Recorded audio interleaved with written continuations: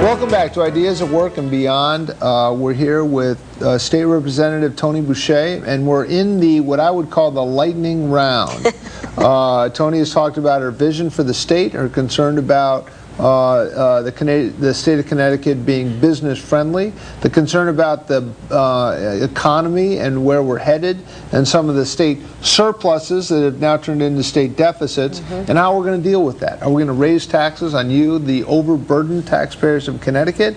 Are we going to look for efficiencies within state government? Are we going to tighten the belt of state government like we've had to do at our own kitchen tables, you and me, Mr. Connecticut state taxpayer? So we're in the lightning round. You want to touch on transportation, education, healthcare, and seniors, energy, and some other areas. And we're also joined by the man, the legend, Al Robinson, founder and grand poobah of Hat City Blog.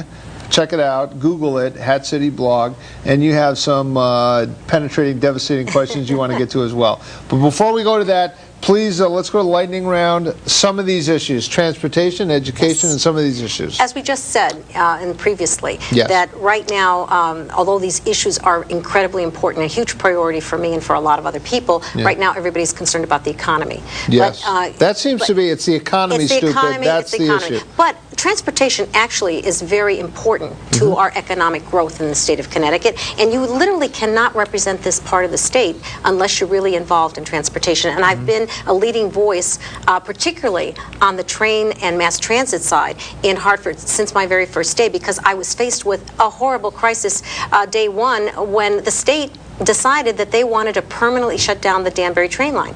And so I had to fight like crazy. For those of the voters that might not know, how long have you been a state representative? I've been a state rep for 12 years, but I've only been allowed to join the Transportation Committee for the last couple of years because of actually the state and the Transportation Committee was incredibly road focused. And they knew that I was a mass transit advocate. Now they want someone that is an advocate for mass transit. They're finally starting to get it. There's a change of heart, so to speak, and certainly a change of direction and focus. We are supported now by a governor that gets it, and now a new DOT commissioner, Joseph Marie, who I met just recently to talk with him about the needs that we have right here in Lower Fairfield County.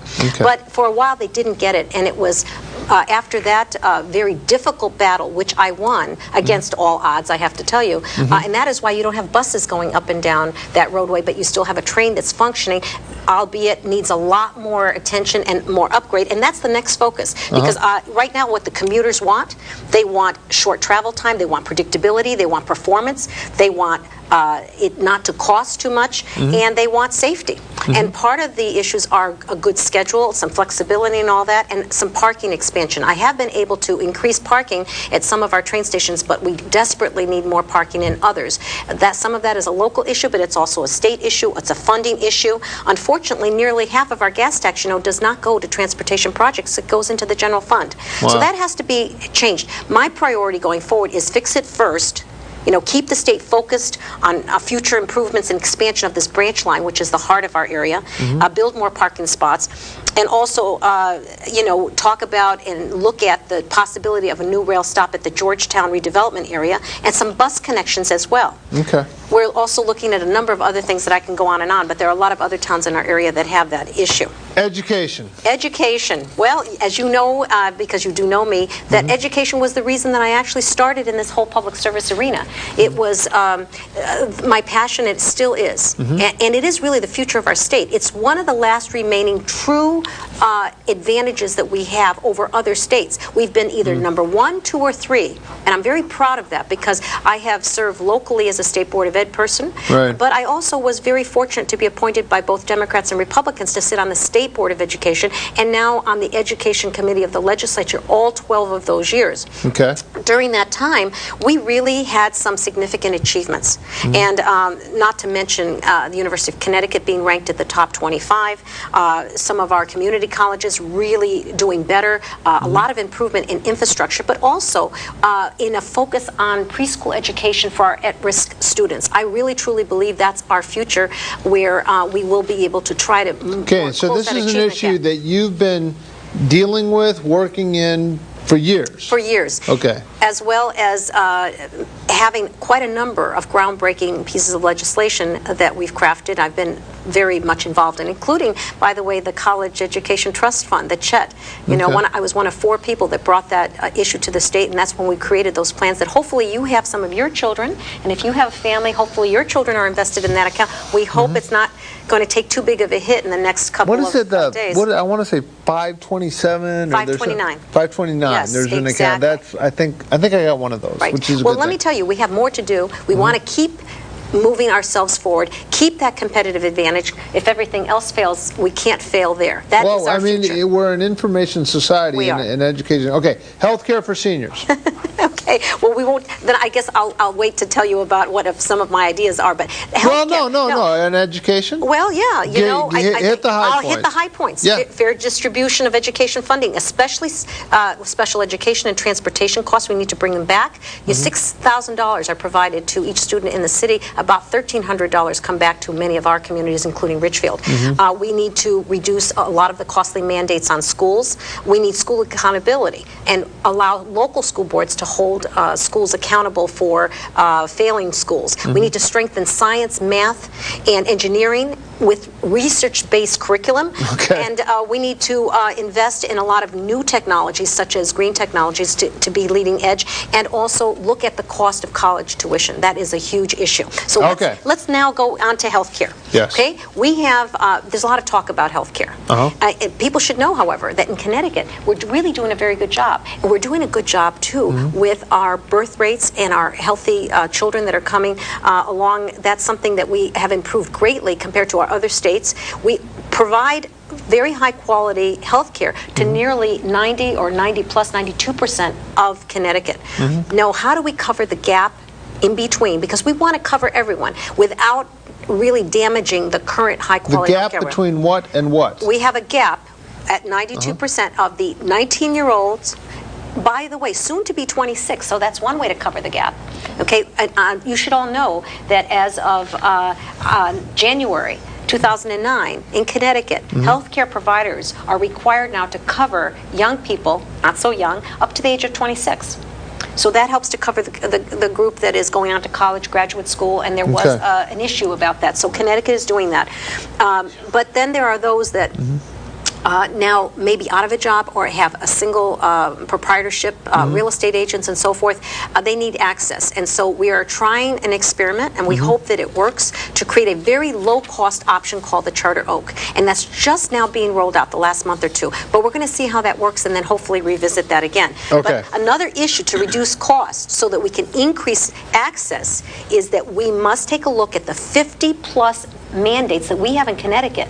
The next closest to us is 19 mandates on a healthcare provider. That has really driven up the cost. Next closest state, you're saying? Yes. Okay. We have very high mandates on what health insurance are required to provide in their plan. So, of course, the plan is much more expensive and sometimes takes it out of reach of a small business owner to provide it for folks. One of the other very, very big costs is medical malpractice insurance premiums. Ouch. Our doctors are leaving our state. You know we have a problem. And the 3 things they cite, number 1, is medical malpractice insurance costs. The number 2 is restrictions from managed care companies. And number 3, it's the high cost of living and working and having their small business in Connecticut. Are you endorsed by any trial lawyer association? No, I think I am endorsed by a lot of doctors, groups, and hospitals. Doctors. So on that whole issue, that's right. Okay. That's just not to interrupt, because I know you have a lot. We have to go on.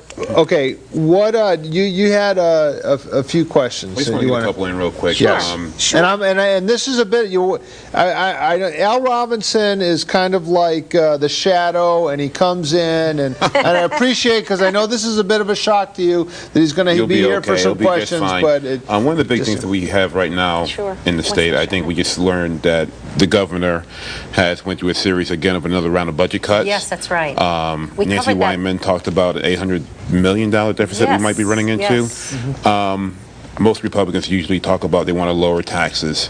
How in this, if you are in support of lowering taxes, how would you deal with the deficit that we have right now? Well, we have a lot of good ideas. We've reviewed a few of them before you came on, but let's talk about them some more. All right. Part of the reason we're in this fix is that the state actually engaged in a very unhealthy practice of spending surpluses that are one-time dollar amounts for ongoing operating expenses. So if in a year you do not have a surplus, you have a deficit, you've got a big structural hole. That's what Nancy Wyman was talking about. Right. We have we have a caller.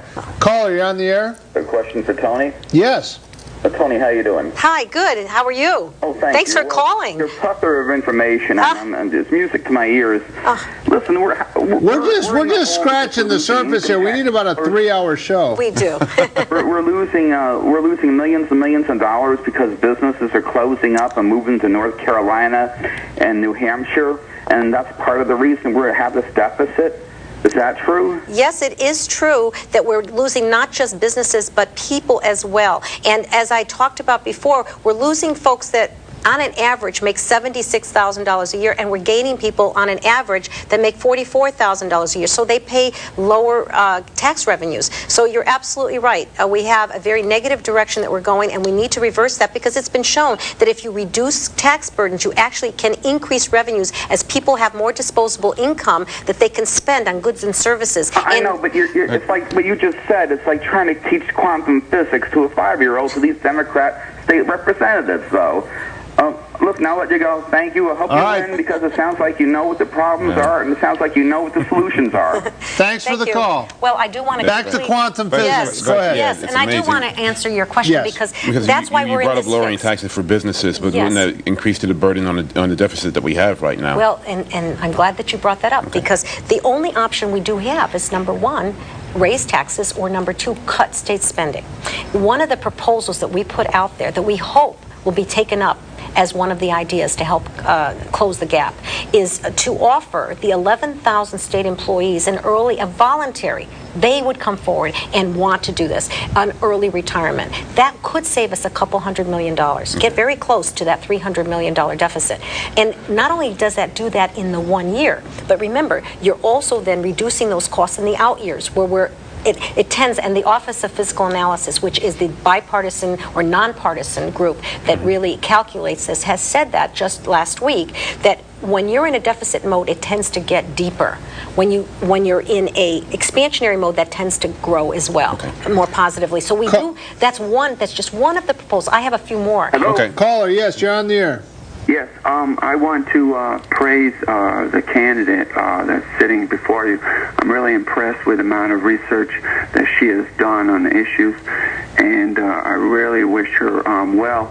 I also want to make a note that I have advocated in the past for the state to drop the corporate tax because that becomes a real burden on companies that want to incorporate in this state. And I do have a question for Al. Al, do you know if the FBI interviewed Mayor Boughton or David Cappiello about the illegal campaign contributions from Galante? And anyway, have a great show, okay? All right, thanks a lot. First of all, he thinks you're the cat's meow. There's a person named Galante in town who owned a karting company and a hockey team. It's got your questions, and we should just stick to It's another story. Okay, go ahead. We have the state representative right with us. Well, he did mention the corporate tax, though, and that is a very, very good point. Okay, another big thing. I'm a one of my biggest pet peeves, and it's been like this for at least the last 20 years that I've lived in this area, it's been transportation. Oh, yes, absolutely. I am absolutely appalled at the Danbury line of the Metro North. Everybody up and down that line does not like it. Anybody who travels to New York usually takes the Harlem line to bypass. And that's the problem that we have, and why same in Ridgefield as well. I'm glad that you brought that up. No. Absolutely. I picked up your an article from the Wilton Bulletin on your debate you had with John Hartwell. Right.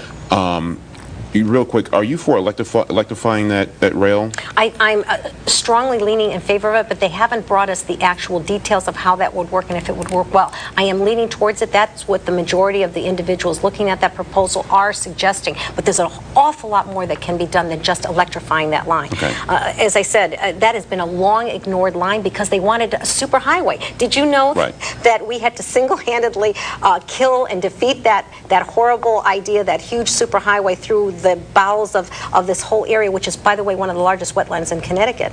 And we had to do it 3 times. It just wouldn't go away. 1999. 2007, 2008. But the first time that we had this battle over it, they actually wanted to push it forward by shutting the train line permanently. In other words, closing down the Danbury line and putting buses. And the reason you don't have buses there is because I sat outside of the governor's office for 3 weeks straight until he had a press conference to say, changed our mind, I guess not a good idea. But right after that, they pretty much shut the door on mass transit. Connecticut got out of the train business in 1982. In 1982, they gave it to Metro North, and they lost all their great people and all their great ideas. And as a result, ever since then, it's been an uphill battle to get the leadership there to understand and appreciate it. Governor Rell now, this new commissioner, Joseph Marie, he's a mass transit expert. So he is focusing on it. They're listening. They've invited me onto the Transportation Committee. They've invited me onto the advisory board for the improvements on that line. You're right. People go to other train stations. So when I talk to people in Westport or New Canaan, I say to them, you should be supporting these changes and improvements to the Danbury line, because what it'll do is it'll free up your parking spots. Because right now, those folks leave that line to get a better schedule. By the way, just so that you know, we did add 2 trains. We added one at 11 o'clock and one at 12:58 to give a little bit more flexibility. And they are looking at train parking spaces, cleaning up some of those stations, and also adding, did you know, we need a ticket machine at the Bethel train station. They don't have it. So all of these other issues, not to mention cleanliness, but we have to make some short-term things that we can do right now, but the long-term improvements will have to be dramatic, and we'll have to actually invest. Would you be in favor of increasing the lineup in New Milford? Well, I would, but not at the expense of fixing what we have there as well. I absolutely think that should be a part of the mix. I would support it 100%. I actually went up there at the meeting that they had, and there were 50 people there, which was wonderful. They have to be a strong advocate for that, and that is the future of our state. It's got to be mass transit. It's got to make our trains more modern, user-friendly, and more continuously running. All right, one more quick thing I wanted to touch on, and I was reading the article, and I guess Mr. Hartwell brought up the attendance record that you had here, and I did a little bit of research, and I just want you to respond to it. Sure, I'd be happy to do that. And just give an explanation on what happened here. It's so interesting that folks can resort to that sort of thing when they might not have a record that they're running on. I have been in the legislature for 12 years, and on House floor votes, my record has been anywhere from 90 to 99 to 100%. Well, this is one of the big things that came out in the article. I think it's one of the bigger points that came out here, and I looked back into your attendance record on transportation in 2007 was at 75%, and in 2008 it went up to 100%. But the committee votes that were done in 2007 were 67%, or 36 out of 53, and the committee votes in 2008 were at 52%, or 24 out of 46. I'm glad that I want you to give you an opportunity to explain the process here, and is this a fair thing to bring up? Well, no, it's not a fair thing to bring up, because, again, the House floor votes are the votes that come from every committee to the House floor, and that is critical, because that's when you vote on the bills that actually become state law. And in committee, any 1 year could be different. You have to look at a whole 12-year record. And unusually so, I actually sit on 4 committees where most people sit on 2. Most people sit on 1 main committee and 2 subcommittees. I sit on major committees, all 4 of them, and most importantly, the Appropriations Committee, which and have had some leadership roles on those. And on those, you'll see that there's nearly 100% attendance on all of those. Some committees only meet a couple of times, or a few times, or they might meet twice just to vote all of the particular legislation that they're passing through. In other words, they could have many meetings, but they actually, the process is such that they call it JF Day when they put all of the bills on one day. So you can miss that one day. I believe that last spring or in February, I actually had a little stint in the hospital where one of my committee meetings was taking place. Or they can be at the same time. That's part of the process. So you have to, if you're in leadership, make sure you show up for the Appropriations Committee meeting, because that's where the budget numbers go, and you're asked to put your point of view there as a leader. So you can take one snapshot of any 1 year and skew a record. But I think you have to look at it over the long term. On the major committees that you're on, the fact that many committees meet at the same time, it's very common to see where you would be missing one committee meeting when you're attending another one as well. This evening's guest has been Toni Boucher. You can say a lot of things about Toni Boucher, but one thing you cannot say is that she is not an engaged, hard-working representative of the people from her district. She's running for state senate. She's making an upgrade, as it were. And I really, really appreciate you coming in. There is a wealth of stuff. We really need, I think this is your third time on the show. A couple other times. One was the now historic debate with the chess-playing timer, both with the call-in, with the man-on-the-street interviews, and so forth. Real quick, do you have a website where if people want to find more information where can on they you? get in touch with you? Well, we do have a website. Please, now's your chance. www.boucherstatesenate.com. And how do you spell Boucher, for those of you that aren't good spellers? It's B-O-U-C-H-E-R. B-O-U-C-H-E-R. Right. Okay. And I would end by saying that, Yes. you know, in this particular race, and here in the state, it really is not about the party, but it's about the person. And the person that has a proven track record of getting things done for the people in their district, and who really can be effective for them, and has made the kind of relationships and accomplished and dealt with the biggest challenges of the district. And I think that's something that people need to take a look at, because we're not the presidential election, we're the state of Connecticut, and that's always been my focus. It's a state that I love, and I feel really obligated to serve it going forward. So I'm really looking forward to this Well, I've race. always said that local races are more important than presidential stuff, so it's great that you're here tonight. Yeah. Thank you. Thank you for coming in. I wish we had more time. Next week, we're going to have Vicki Calver of Walnut Hill Community Church to talk about her book, Illusions of Grandeur.